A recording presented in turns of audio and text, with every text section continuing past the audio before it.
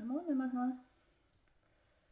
पठामि संस्कृतं नित्यं, वदामि संस्कृतं सदा, ध्यायामि संस्कृतं सम्यक्, वन्दे संस्कृतमातरं। संस्कृतस्य प्रसाराय नैजं सर्वं ददाम्यहं, संस्कृतस्य सदा भक्तो वन्दे संस्कृतमातरं। संस्कृतस्य कृते जीवन्, संस्कृतस्य कृते यजन्, आत्मानमाहुतं मन्ये वन्दे संस्कृतमातरं। हिन्दुधर्मं समाजं च पवित्रां संस्कृतिं तथा संरक्ष्य ननु कुर्याम विश्वं शान्तिसमन्वितम्। नमो नमः। सर्वेषां वसन्तपञ्चमी शुभाशयाः। मम नाम कल्याणी। अहं संस्कृतभारत्याः कार्यकर्त्री। कैलिफोर्निया राज्ये मौण्टेन् हौस् नगरे वसामि। वाग्देवी अस्मान् सर्वान् पातु इति सम्प्रार्थ्य वसन्तपञ्चमी निमित्तम् उद्दिश्य अद्यतनविशेषकार्यक्रमे भवतां सर्वेषां हार्दं स्वागतम्। आदौ अहं फ्रीमौण्ट् केन्द्रस्य कार्यकर्त्रीं पद्मप्रिया भगिनीम् एकं गीतं गातुम् आह्वयामि। देववाणीं वेदवाणीं मातरं वन्दामहे। देववाणीं वेदवाणीं मातरं वन्दामहे। चिरनवीनां चिरपुराणीं सादरं वन्दामहे। देववाणीं वेदवाणीं मातरं वन्दामहे। देव्यसंस्कृतिरक्षणाय तत्परा भुवने भ्रमन्तः, लोकजागरणाय सिद्धा सङ्घटनमन्त्रं जपन्तः। कृतिपरा लक्ष्यैकनिष्ठा भारतं सेवामहे। देववाणीं वेदवाणीं मातरं वन्दामहे। भेदभावनिवारणाय बन्धुतामनुभावयेम, कर्मणा मनसा च वचसा मातृवन्दनमाचरेम। कीर्तिधनपदकामनाभिर्विरहिता मोदामहे। देववाणीं वेदवाणीं मातरं वन्दामहे। संस्कृतेर्विमुखं समाजं जीवनेन शिक्षयेम, मनुकुलादर्श वयं वै पालयित्वा दर्शयेम।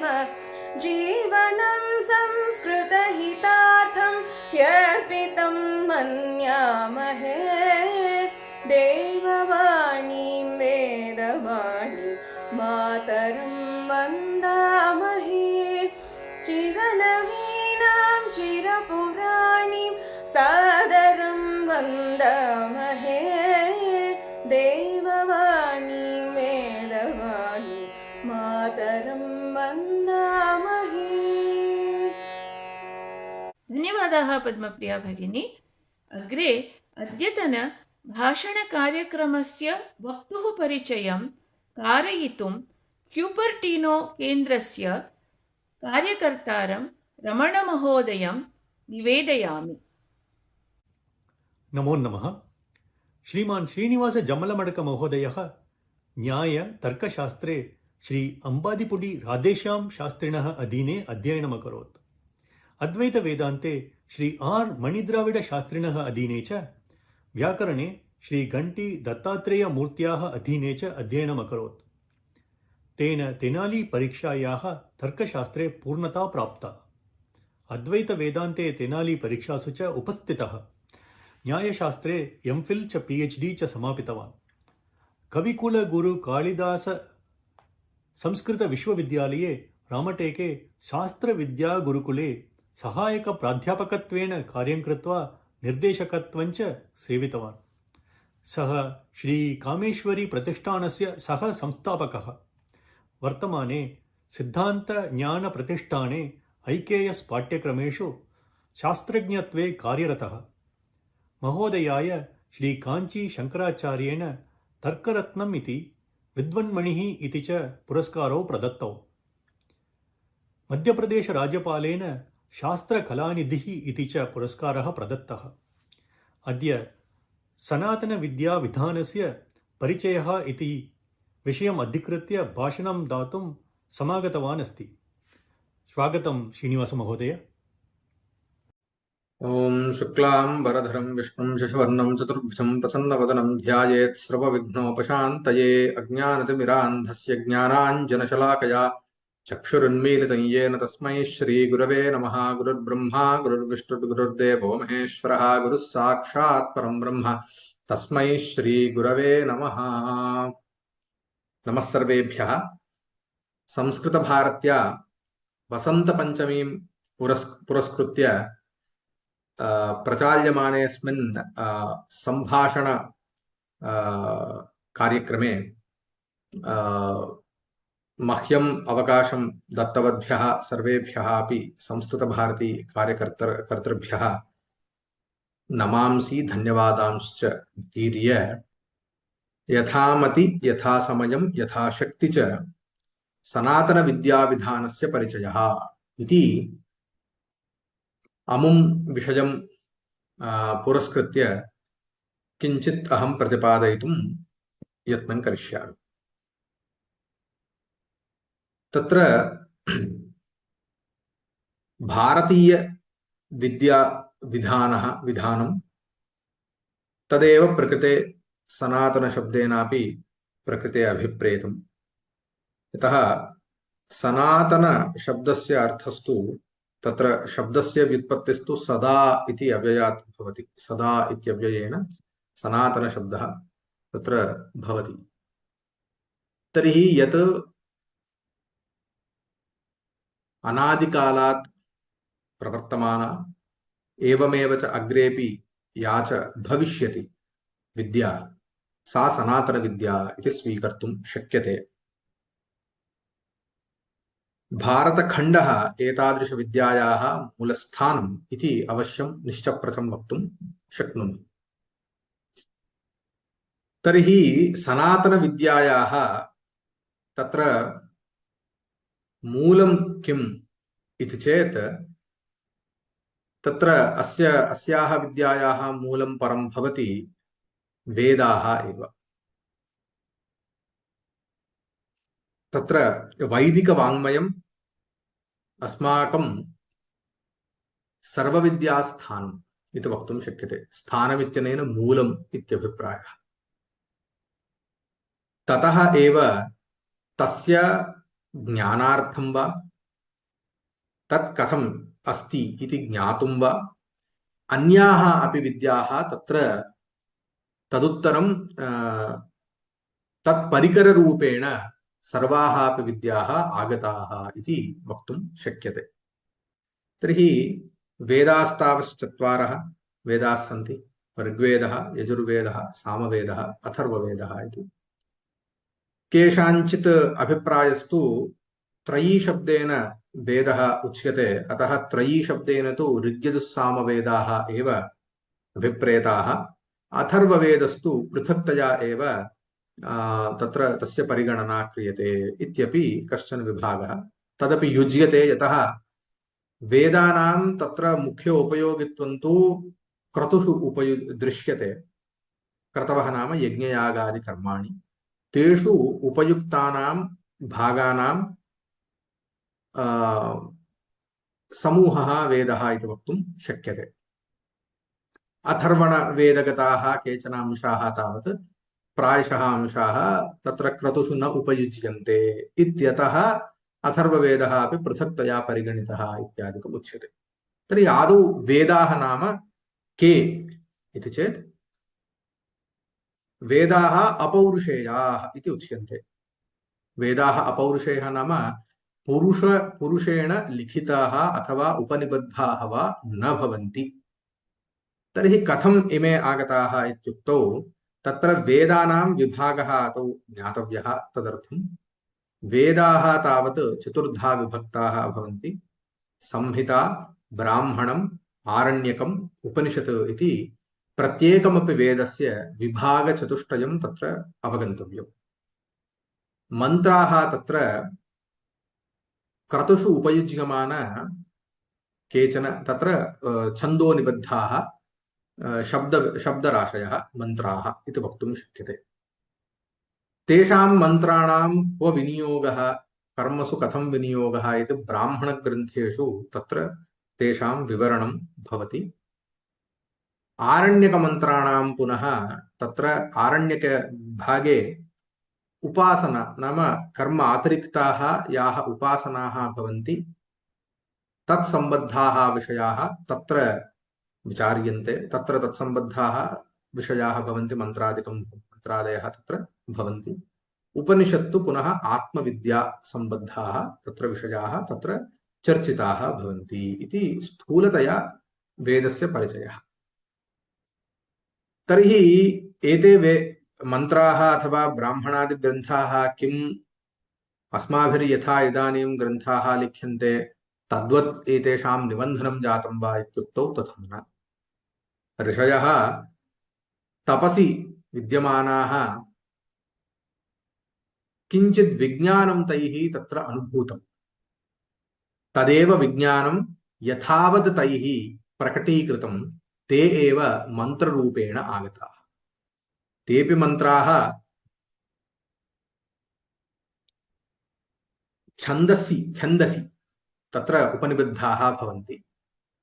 परञ्च प्रत्येकमपि मन्त्रस्य तत्तद्देवतायाः कृते मन्त्राणां विनियोगः क्रियते इत्यतः मन्त्रस्य त्रयः मुख्य अंशाः भवन्ति: ऋषिः, छन्दः, देवता इति। नाम कः ऋषिः मन्त्रस्य द्रष्टा भवति इति ज्ञातव्यं, कस्मिन् छन्दसि मन्त्रः निबद्धः अथवा ज्ञातः, परं मन्त्रस्य देवता कां देवताम् उद्दिश्य मन्त्रः आगतः इत्यपि तस्य अंशत्रयं तत्र भवति। एवमेव यतः इमे मन्त्राः अथवा वेदवाङ्मयम् इदं सर्वम् अपौरुषेयं भवति, अतः तस्य विज्ञानम् अत्यन्तं क्लिष्टं भवति। पामराणाम् अथवा येषां तत्र ज्ञानं तथा सम्यक् नास्ति तेषां तावत् यथावत् शब्दस्य अर्थः न अवगम्यते। अतः एतेषां मन्त्राणाम् अथवा वेदवाङ्मयस्य ज्ञानार्थमेव वेदाङ्गानां तत्र अपेक्षा आसीत्। अतः तत्र वेदाङ्गानि आगतानि। 6 वेदाङ्गानि अस्माकं सन्ति। तेषु तत्र छन्दः, व्याकरणं, निरुक्तं, कल्पः, ज्योतिषम् इत्येवं रूपेण तत्र षडङ्गादिकं तत्र षडङ्गाः तत्र भवन्ति। तेषु शब्दस्य इदानीं शब्दरूपेण वेदः आगतः, अतः तस्य अवगमार्थं शब्दस्य अर्थनिर्णयः कर्तव्यः भवति। कदाचित् तस्य अर्थनिर्णयः तावत् पर्यायपदानाम् अवगमने अस्माकं भवति, अतः निरुक्तस्य तत्र उपयोगः। अनन्तरं छन्दसि कस्मिन् छन्दसि मन्त्रः अस्ति इति ज्ञातुं छन्दसः उपयोगः। एवमेव वेदः नाम शब्दराशिः, अतः शब्दराशौ तत्र शब्दानां व्युत्पत्तिः अथवा रूपसिद्धिः इति इदानीं यदुच्यते रामः इति शब्दः रमुक्रीडायाम् इत्यस्मात् धातोः निष्पन्नमिति। अनन्तरं तत्र साधुशब्दाः के इत्यादि परिज्ञानम् अपेक्षते, तदर्थं व्याकरणमिति। एवमेव शिक्षा इत्यपि एकः वेदाङ्गः। शिक्षया तावत् कथं वेदमन्त्राणाम् उच्चारणं, यतः तत्र स्वरनिबद्धाः भवन्ति इमे शब्दाः, स्वरस्य कदाचिदपि प्रमादः न भवेत्। अतः तत्र स्वरविषये तत्र शिक्षा तत्र उपयुज्यते। अनन्तरम् एतेषां वेदमन्त्राणां कुत्र विनियोगः इत्युक्तौ कर्मसु विनियोगः इत्युक्तं। तर्हि कर्माणि कदा कर्तव्यानि इति ज्ञातव्यं। तर्हि कालविषये अस्माकं परिज्ञानम् अपेक्षते इति ज्योतिषम्। इत्येवं रूपेण वेदस्य अवगमार्थं, वेदमन्त्राणां, वेदवाङ्मयस्य अवगमार्थं षडङ्गाः तत्र आगताः। तावता न अलम् इति इत्यतः तत्र दर्शनानि आगतानि। यतः एतेषां वेदमन्त्राणाम् अथवा वेदमन्त्रेषु ये विषयाः प्रतिपादिताः तेषां कथं तत्र विवेचनपुरस्सरं तस्य तत्त्वं कथं ज्ञातव्यं, विवेचनम् अत्यन्तं मुख्यं, विमर्शनं तत्र कर्तव्यं। यतः अस्माकं सम्प्रदाये प्रश्नेन विना न किञ्चिदपि किं निरूपितं भवति। तस्य अर्थः कः इत्युक्तौ कुत्रापि मूढविश्वासः इति अस्माकं संस्कृतौ नास्ति। तर्हि सर्वमपि युक्तियुक्तं भवेत्, न्यायपुरस्सरं तद् ज्ञातव्यं, तर्कपुरस्सरं तद् ज्ञातव्यं, सर्वस्यापि लक्षणं ज्ञातव्यं। तर्हि ज्ञाने स्पष्टता अपेक्षते। तर्हि स्पष्टप्रतिपत्तिः कथं सम्भवति इत्युक्तौ तदर्थम् अस्माकं लक्षणानि ज्ञातव्यानि, लक्षणानि कथं कर्तव्यानि, तर्कः अपेक्षते, समीचीनः अस्ति वा न वा इति तर्कयुक्तियुक्तं भवेत् सर्वमपि। इत्यतः षड् दर्शनानि तत्र आगतानि। एतेषु षड् दर्शनानि तत्र आगतानि। तर्हि यानि दर्शनानि वेदस्य प्रामाण्यम् अङ्गीकुर्वन्ति, नाम वेदे उक्तं वेदं प्रमाणम् इति स्वीकृत्य वेदोक्तान् विषयान् च अवगन्तुं यत्नं कुर्वन्ति, तानि दर्शनानि आस्तिकदर्शनानि इति कथ्यन्ते। न्यायदर्शनं, वैशेषिकदर्शनं, सांख्यदर्शनं, योगदर्शनं, पूर्वमीमांसादर्शनम्, उत्तरमीमांसादर्शनम् इति षड् आस्तिकदर्शनानि। उत्तरमीमांसादर्शनमेव तत्र पुनः भवति, तत्रैव तस्यैव नामान्तरं भवति वेदान्तः इति।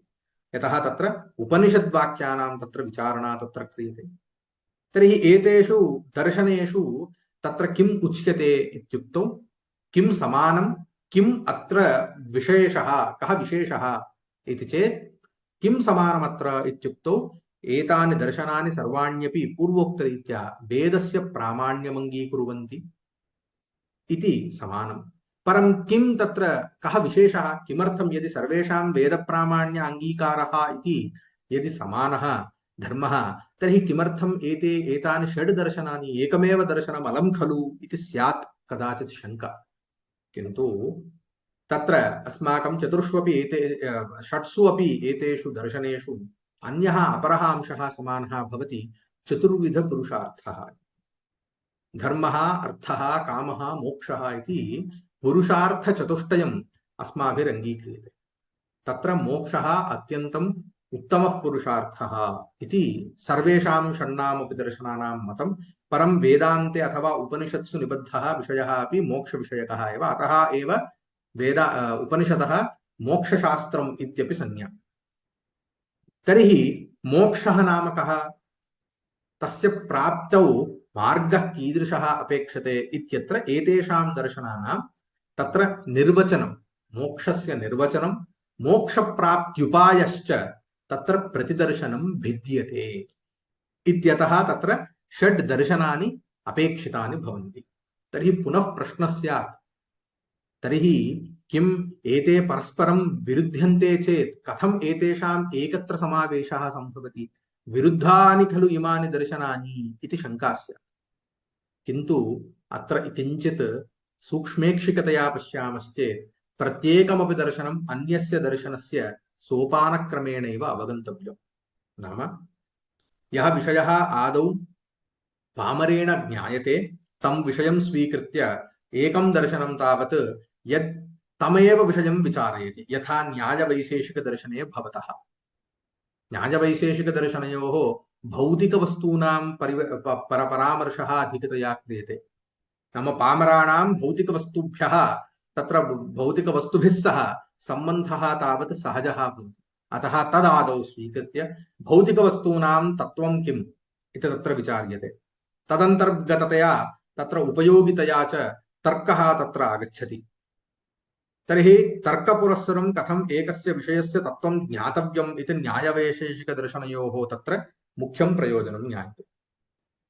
किञ्चिदुपरि गच्छामश्चेत् साङ्ख्ययोगदर्शने भवतः साङ्ख्ययोगदर्शनयोः तावत् आन्तर्विज्ञानं किञ्चित् मनः नाम किम्, अनन्तरं तद्रीत्या तत्र सृष्टि नाम विद्यमानमेव जगत् तत्र न्यायवैशेषिकदर्शनयोः तावत् किञ्चित् भिन्नतया उच्यते। तदपेक्षया किञ्चित् सूक्ष्मतया सूक्ष्मांशान् स्वीकृत्य तत्र साङ्ख्ययोगदर्शनयोः उच्यते। तेषां ज्ञानार्थं च कथं मनसः तत्र परिमार्जनं कर्तव्यं, कथं तस्य अभ्यासादिकं कर्तव्यम् इत्यादिकं मनस्सम्बद्धविषयाः अधिकतया साङ्ख्ययोगदर्शनयोः तत्र विचारः भवति। तदुत्तरं भवति पूर्वमीमांसा। इतोपि किञ्चित् केवलं तत्र कर्मरहिततया स्थीयते चेत् न एते विषयाः सम्यक् अवगम्यन्ते, यतः अनुभवावसाना विद्या भवेत् इति अस्माकं सम्प्रदायः। अनुभवावसाना नाम अनुभवः भवेत्, न केवलं परोक्षतया विषयस्य विज्ञानम् अपेक्षते, परितु अपरं प्रत्यक्षतया अस्माकं तद्विज्ञानं भवेत्। अतः तदर्थं कः मार्गः इत्युक्तौ कर्माचरणं तत्र मुख्यं प्रथमं सोपानं भवति। अतः कर्माचरणविषये तत्र पूर्वमीमांसादर्शनं सर्वमपि तत्र विचारयति। तदुत्तरम् आगच्छति ज्ञानकाण्डम्। अतः कर्मणा विना तत्र ज्ञानस्य प्राप्तिः तत्र सुकरं न भवति। अतः ज्ञानप्राप्तौ आत्मविषयकज्ञानप्राप्तौ कर्म अत्यन्तं तत्र मुख्यं तत्र कारणं भवति चित्तशुद्धिसम्पादनद्वारा। तर्हि तदुत्तरं भवति मोक्षशास्त्रं वेदान्तदर्शनम् इत्येवं रूपेण षड् दर्शनानि तत्र उपयुज्यन्ते। यदि पश्यामः एतेषामपि सम्बन्धः पूर्वोक्तरीत्या तत्र वेदेन सहैव अस्ति। एवमेव वेदान्तेषु पुनः तत्र मतवैविध्यं विद्यते। यथा शङ्कराचार्यैः तत्र प्रसिद्धीकृतं यत् शाङ्कराद्वैतं, तदुत्तरं विशिष्टाद्वैतवेदान्तः इति रामानुजाचार्य देशिकाचार्याणां मतं, अपरं भवति मध्वाचार्याणां द्वैतमतम्, एवमेव अचिन्त्यभेदाभेदः इति शुद्धाद्वैतमिति वल्लभाचार्याणाम् इत्येवं चैतन्यमहाप्रभोः इत्येवं रूपेण तत्र पुनः वेदान्ते एव पुनः तत्र उपशाखाः अनेके विद्यन्ते। अत्रापि वैरुध्यं न द्रष्टव्यं, परम् एकस्यैव विषयस्य परिज्ञाने मार्गान्तरत्वेन एतेषां दर्शनं कर्तव्यम्। एतेषां सर्वेषामपि पुनः वेदेन सह सम्बन्धः अवगन्तव्यः। एतदुत्तरं भवति वेदस्य सम्बद्धाः तत्र वेदाङ्गाः इति ज्ञातं। तत्सम्बद्धाः एव भवन्ति षड् आस्तिकदर्शनानि इति। तर्हि आस्तिकदर्शनमिति किमर्थं वक्तव्यम् इति चेत् तत्र नास्तिकदर्शनान्यपि सन्ति। नाम नास्तिकदर्शनेषु किं समानम् इति चेत् नास्तिकदर्शनानि वेदस्य प्रामाण्यं नाङ्गीकुर्वन्ति। तर्हि अस्माकं भारतीयसंस्कृतौ इदम् अत्यन्तं मूलं तत्र स्वभावः मौलिकस्वभावः यत् विरुद्धमतानामपि सहचरः सहयोगः तत्र सम्भवति इति अनेन अवगम्यते। यथा बौद्धदर्शनं, जैनदर्शनं, चार्वाकदर्शनम् इत्येवमादीनि दर्शनानि नास्तिकदर्शनानि। एतेषामपि प्रादुर्भावः अस्मिन्नेव भूखण्डे खण्डे अभवत्। तर्हि एतेषां यद्यपि वेदमूलकत्वं नास्ति, परं वेदस्य निराकरणं यद् अस्ति, वेदेन विना वेदस्य निराकरणं न सम्भवति। तर्हि तद्वारा एतेषामपि वेदसम्बन्धः अस्ति। यद्यपि वेदमूलकत्वं नास्ति, तथापि वेदेन सह सम्बन्धः अस्ति। यतः वेदानां विना एतेषां सत्ता नास्ति, एतेषां तत्र जन्मैव न भविष्यति। यतः एते वेदं नाङ्गीकृत्य तिरस्कृत्य स्वीयं मतं तैः स्थापितं। तर्हि वेदः अस्ति चेत् खलु तस्य तिरस्कारः। तर्हि तद्रूपेण एतेषामपि वेदसम्बन्धः अत्र अस्ति। तर्हि इमानि भवन्ति नास्तिकदर्शनानि। परम् अन्यदस्ति वेदभाष्यं। पूर्वं यत् पूर्वमीमांसा, उत्तरमीमांसा, न्यायदर्शनम् एवं वैशेषिकदर्शनमित्युक्तं तत्सम्पीण्डीकृत्य नाम तद्गतान् अंशान् स्वीकृत्यैव सायणाद्याचार्यैः तत्र वेदस्य भाष्यं कृतं। समग्रस्यापि वेदस्य भाष्यं कृतं। तर्हि तद्भवति पुनः एकः तत्र सम्प्रदाय नाम विज्ञानविशेषः। पुनः इदं सर्वम् अपि वेदेन सह साक्षात् परम्परया सम्बद्धम्। एतत् समकक्ष्यं भवति स्मृतिः इति। स्मृतिशब्दस्य अर्थः एव भवति स्मरणम्। किं स्मृतम् इति चेत् वेदार्थः स्मृतः इत्यभिप्रायः। तर्हि वेदवाङ्मयः यद् इदानीम् उपलभ्यमानः वेदवाङ्मयं यत् उपलभ्यमानमस्ति तत् न पूर्णतः अस्ति। यतः पतञ्जलिमहर्षिणा तत्र महाभाष्यमिति पाणिनीयसूत्राणां किञ्चित् भाष्यं कृतं। तत्र अस्माभिर्ज्ञायते यत् ऋग्वेदस्य 21 शाखाः आसन् इति। सामवेदस्य परं सहस्रशाखाः, सहस्रवर्तमा सामवेदः इति। एवमेव यजुर्वेदस्य 100 शाखाः आसन् इति। शाखाः नाम एकैकस्यैव वेदस्य तत्र तत्र सम्प्रदायविशेषाः भवन्ति शाखाः। यथा वृक्षस्य एकस्यैव अनेके शाखाः भवन्ति, एकस्य वृक्षात्मकस्य वेदस्यापि अनेके शाखाः भवन्ति इत्यभिप्रायः। किन्तु सम्प्रति काले अस्माकं तावत् एकैकस्यापि वेदस्य अत्यधिकं 2-3 शाखाः एव तत्र उपलभ्यन्ते। तर्हि अन्यद्यद् वैदिकवाङ्मयं सर्वमपि लुप्तं। तर्हि तद्वाङ्मयं कथम् अस्माभिः इदानीं ज्ञायते इति चेत् स्मृतिद्वारा। स्मृतिः इत्युक्तं स्मरणं खलु, स्मृतिर्नाम। तर्हि किं स्मरसि? स्मरति स्मृतिः इत्युक्तौ वैदिकवाङ्मयार्थं स्मरति इत्यतः तस्य स्मृतिरिति संज्ञा। तर्हि लुप्तवेदग्रन्थानां विषयं वा विद्यमानं वा विषयं वा स्मृत्वा तदाधारीकृत्यैव यद्वाङ्मयम् आगतं तस्य स्मृतिः इति नाम। तर्हि अनेकाः स्मृतयः, मनुस्मृतिः, अत्रिस्मृतिः, भृगुस्मृतिः, पराशरस्मृतिः इत्येवं रूपेण अनेकाः स्मृतयः सन्ति। तेषु स्मृतिषु प्रतिदिनं किं कर्तव्यम् इत्यारभ्य सर्वे अनेके विषयाः, व्यवहारकाण्डविषये कथं तत्र परिपालनं कर्तव्यम् इत्यपि उच्यते। श्राद्धकर्म कथं कर्तव्यम्, शौचादिकं कथं भवति, प्रतिदिनम् अस्माभिः उत्थाय कथं दन्तधावनं कर्तव्यम्, कथं किं मालिन्य अपहारः कथं कर्तव्यः, स्नानं कथं कर्तव्यं, भोजनं कथं कर्तव्यम् इत्यारभ्य अनेके विषयाः स्मृतिग्रन्थेषु विहिताः भवन्ति। तदुत्तरं भवति पुराणानि। 18 पुराणानि सन्ति। तर्हि पुराणानां किं प्रयोजनम् इति चेत् पुराणस्य किञ्चित् लक्षणमुच्यते। सर्गश्च प्रतिसर्गश्च वंशो मन्वन्तराणि च वंशानुचरितं चेति पुराणं पञ्चलक्षणम् इति। सर्गः नाम मूलसर्गः, प्रतिसर्गः नाम तत्र अवान्तरसर्गः, सृष्टिः। मूलसर्गः नाम मूलसृष्टिः, अवान्तरसृष्टिः।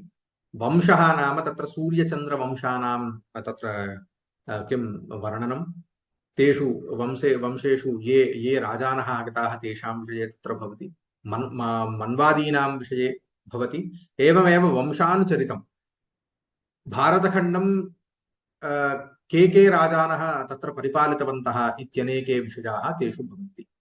तत्सम्बद्धाः पुनः धर्मशास्त्रसम्बद्धाः विषयाः केचन कथाः भवन्ति, नाम तेषां पुनः सत्यस्य व्रतं कर्तव्यम् इति वेदे भवति। तद्विषये स्मृतौ अपि किञ्चित् भवति। तर्हि तद्व्रतं कृत्वा कः किं कृतवान् इति हरिश्चन्द्रादिकथा तावत् तत्र पुराणेषु उपलभ्यते। इत्येवं रूपेण 18 पुराणेषु अनेके विषयाः तत्र सर्गादिप्रभृति अनेके धर्मशास्त्रसम्बद्धाः वैदिकवाङ्मयसम्बद्धाः अनेके विषयाः तत्र चर्चिताः भवन्ति। तानि पुराणानि मुख्यानि तावत् भवन्ति 18 संख्याकानि पुराणानि। मद्वयं भद्वयं चैव भ्रत्रयं वचतुष्टयम् अनापलिङ्गपूस्कानि पुराणानि प्रचक्षते इत्यै श्लोकेन 18 पुराणानां तत्र मद्वयं मत्स्यपुराणं, मार्कण्डेयपुराणं, भद्वयं भविष्यपुराणं, भविष्योत्तरपुराणं, भ्रत्रयं ब्रह्मपुराणं, ब्रह्मवैवर्तपुराणं, ब्रह्माण्डपुराणं, वचतुष्टयं वायुपुराणं, वामनपुराणम् इत्येवं रीत्या अनापलिङ्गपूस्कानि, अग्निपुराणं, नारदपुराणं, लिङ्गपुराणं, कूर्मपुराणं, स्कन्दपुराणम् इत्येवं रूपेण तत्र 18 संख्याकानि पुराणानि रचितानि। यत्र सर्वेभ्यः अपि जनेभ्यः एतानि पुराणानि तस्य वाङ्मयं च तत्र परिबद्धं भवति। अनेन सह पुनः भवति तत्र उपवेदाः, अर्थवेदः, गन्धर्ववेदः, धनुर्वेदः, आयुर्वेदः इत्येवं रूपेण। तर्हि अर्थवेदे अर्थशास्त्रम्, अर्थवेदः नाम अर्थशास्त्रम्। इदानीं तु उपलभ्यमानम् अर्थशास्त्रम् अस्माकं भवति मुख्यतया प्रसिद्धं तु कौटिल्यम् अर्थशास्त्रम् इति। तावन्न ततः प्रागपि अर्थशास्त्राणि आसन्, तदुत्तरमपि नीतिसारः, नीतिसङ्ग्रहः इत्येवं रूपेण अपि तत्र नीतिशास्त्रं तत्र उपलभ्यते एव। तर्हि तत्र किमुच्यते इत्युक्तौ कथं परिपालनं कर्तव्यं, राजा कथं भवेत्, तत्र बहवः वार्तादिकं कथं कर्तव्यं, दण्डनीतिः कथं कर्तव्या इत्येवं रूपेण धर्मसम्बद्धपालनं कथं कर्तव्यं, तेन कथं वा समाजे तत्र सत्त्वम् इति किञ्चित् कथं वा प्रतिष्ठितं भवति इत्यनेके अंशाः तत्र उपनिबद्धाः भवन्ति। एवमेव धनुर्वेदः, आयुर्वेदः कथं तत्र स्वास्थ्यस्य संरक्षणं कर्तव्यं, यदि रोगादिकम् आगच्छति चेत् तस्य औषधादिकं कथं भवेत्, अथवा रोगस्य अनागमने किं कर्तव्यं, नाम प्रिवेन्शन् इति इदानीं यदुच्यते, रोगः न स्याद्यथा तथा कथं कर्तव्यं, ऋतुचर्या इत्यादिकम् अपि तत्र बहुविधाः अनेके अंशाः तत्र भवन्ति। एवमेव न पुराणेषु अनेके तत्र पर्यावरणसम्बद्धाः विषयाः अपि तत्र उपनिबद्धाः भवन्ति। इदानीं यत् सस्टैनबल एन्वायरमेंटल प्राक्टिसेस् इत्यादिकम् उच्यते, तत् सर्वमपि तत्रैव तत्रापि तत्र लभ्यते। कथं वा वृक्षाणाम् आरोपः कर्तव्यः, तत्र सर्वत्रापि न एकः एव अंशः भवति। नाम वृक्षारोपणं नाम अस्माकं न केवलं तदेकं भौतिकं कार्यं, यत् केवलम् एकः वृक्षः तत्र स्वीकृतः अथवा वृक्षकः स्वीकृतः, गर्तः कृतः, तत्र संस्थाप्यते, जलं स्थापनीयम् इति न। वृक्षस्य देवतास्वरूपत्वम् उच्यते, तत्र देवताह्वानादिकं क्रियते, गर्तनिर्माणं होमादिकं कृत्वा तदुत्तरं तत्र मन्त्रोच्चारणपूर्वकं तत्र देवताह्वानादिकं कृत्वा पूजादिकं कृत्वा तस्य आरोपणम् इत्येवं रूपेण तत्र अनेके अंशाः तत्र सर्वे सम्मिलिताः भवन्ति। एकमपि कर्म न एकमुखं भवति, बहुमुखं तस्य भवति, बहुमुखानि भवन्ति तस्य। कदाचित् कर्मकाण्डरीत्या पश्यामश्चेत् तस्य एकं प्रयोजनं, पर्यावरणरीत्या पश्यामश्चेत् एकं प्रयोजनं, पुरुषार्थरूपेण पश्यामश्चेत् तेन सह धर्मस्य सम्बन्धः भवति, कथं परम्परया मोक्षेण सह तस्य सम्बन्धः इत्येवं रूपेण प्रत्येकस्यापि कर्मणः अनेकानि मुखानि तस्य भवन्ति इति एवं रूपेण अत्यन्तम् इदं बहुमुखम् इति वक्तुं शक्यते इदं विज्ञानम्। एवं रूपेण सनातन विद्यासम्प्रदायः यदस्ति अस्माकं, तत् न केवलं भौतिकजीवनम् अथवा ऐहिकं जन्म यदस्ति, ऐहिकं जीवनं तदुपयोगिविषयानेव न, परम् आमुष्मिकम् अपि आमुष्मिकान् अपि विषयान् अत्र विचार्यते इति वैदिकवाङ्मयमूलकम् इदं सर्वं, यद् नास्तिकं वा भवतु आस्तिकं वा भवतु वाङ्मयम् एवं रूपेण अत्यन्तं विपुलं, परम् एतेषां सर्वेषां मूलाधारस्तु विद्यते वेदः इति अयम् एकः अत्यन्तं विशेषरूपेण ज्ञातव्यः विषयः भवति इति उक्त्वा मह्यम् एतादृश अवकाशं प्रदत्तवद्भ्यः सर्वेभ्यः अपि कार्यकर्तृभ्यः धन्यवादान् वितीर्य, यदत्र सौष्ठवं किञ्चित् तद्गुरोरेव मेनहि, यदत्र असौष्ठवं किञ्चित् तन्ममैव न मे गुरोः इति मया यदुक्तं, तत्र यदि ये केचन गुणाः सन्ति ते सर्वेपि मद्गुरौ गुरूणामेव गुणाः, यदि ये केचन दोषाः सन्ति ते मदीयाः इति विनम्रं तद्विनिवेद्य विरमामि विस्तरात्। नमस्कारः, स्वस्ति। अन्ते अट्लाण्टा केन्द्रस्य कार्यकर्त्रीं श्यामला भगिनीं धन्यवादसमर्पणार्थम् आह्वयामि। नमो नमः। अद्यतनभाषणे एकम् अतिमुख्यं विषयं प्रचित्य बहु उत्तमरीत्या अस्मान् बोधितवान् अस्ति श्रीमान् श्रीनिवास महोदयः। एतादृशं परिचयं प्राप्य वयं सर्वे अपि अस्माकं सनातनपरम्परायाः महत्त्वं ज्ञात्वा सगर्वं सश्रद्धं च एतस्मिन् विषये इतोपि अध्ययनं कर्तुं प्रेरिताः स्मः। महोदयाय हार्दं कृतज्ञं सादरं निवेदयामि। सर्वेभ्यः दर्शकेभ्यः च धन्यवादान् समर्पयामि। एतस्मिन् कार्यक्रमे भागम् ऊढवद्भ्यः कार्यकर्तृभ्यः च धन्यवादान् समर्पयामि। अधुना शान्तिमन्त्रेण एतं कार्यक्रमं समापयामि। ॐ सर्वे भवन्तु सुखिनः सर्वे सन्तु निरामयाः सर्वे भद्राणि पश्यन्तु मा कश्चित् दुःखभाग् भवेत्। ॐ शान्ति शान्ति शान्तिः। धन्यवादः।